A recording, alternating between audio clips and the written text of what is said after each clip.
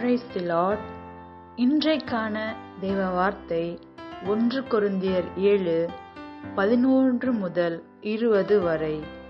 பிரிந்து போனால் அவள் விவாகமில்லாதிருக்க கடவாள், அல்லது புருஷனோடே ஒப்புரவாக கடவாள். புருஷனும் தன் மனைவியை தள்ளிவிடக்கூடாது.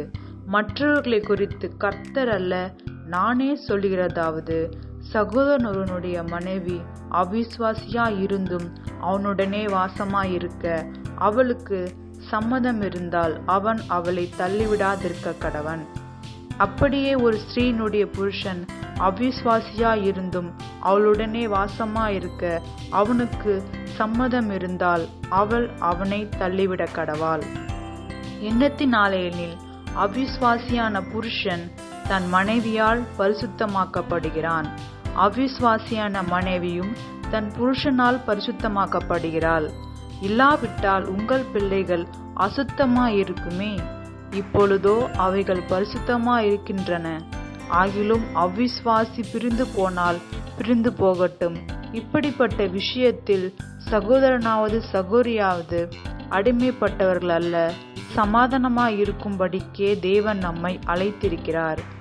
மனைவியானவளே, நீ உன் புருஷனை ரட்சிப்பாயோ அல்லவோ உனக்கு எப்படி தெரியும்? புருஷனே, நீ உன் மனைவியை ரட்சிப்பாயோ அல்லவோ உனக்கு எப்படி தெரியும்? தேவன் அவனவனுக்கு பகிர்ந்தது எப்படியோ, கர்த்தர் அவனவனை அழைத்தது எப்படியோ, அப்படியே அவனவன் நடக்க கடவான். எல்லா சபைகளிலேயும் இப்படியே திட்டம் பண்ணுகிறேன். ஒருவன் விருந்த சேதனம் பெற்றவனாய் அழைக்கப்பட்டிருந்தால் விருந்த சேதனம் இல்லாதவனாய் இருக்க வகை தேடானாக. ஒருவன் விருந்த சேதனம் இல்லாதவனாய் அழைக்கப்பட்டிருந்தால் விருந்த சேதனம் பெறாதிருப்பானாக. விருந்த சேதனமும் ஒன்றுமில்லை, விருந்த சேதனம் இல்லாமையும் ஒன்றுமில்லை. தேவனுடைய கற்பனைகளை கைக்கொள்வதே காரியம். அவனவன் தான் அழைக்கப்பட்ட நிலையிலே நிலைத்திருக்க கடவான். ஹல்லேலூயா. நம்முடைய தேவன் நம்மை ரட்சிக்கிற தேவன். ரட்சிப்பு கர்த்தருடையது என்று வேதம் சொல்லுகிறது. ஹல்லேலூயா. பிறரை ரட்சிக்கும்படி தேவன் நம்மை உண்டாக்கியிருக்கிறார். ஒவ்வொருத்தருக்காகவும் பரிந்து கொண்டு ஜெபம் செய்யுங்க. தேவன் ரட்சிப்பை தடுப்பவர் ஒருவரும் இல்லை. இந்த நாளும் இந்த எண்ணங்களோடு தொடருங்க. தேவன் உங்களோடு இருந்து உங்களையும் உங்கள் குடும்பத்தையும் ஆசீர்வதிப்பாராக. இயேசு கிறிஸ்துவின் நாமத்தில் ஆமேன்.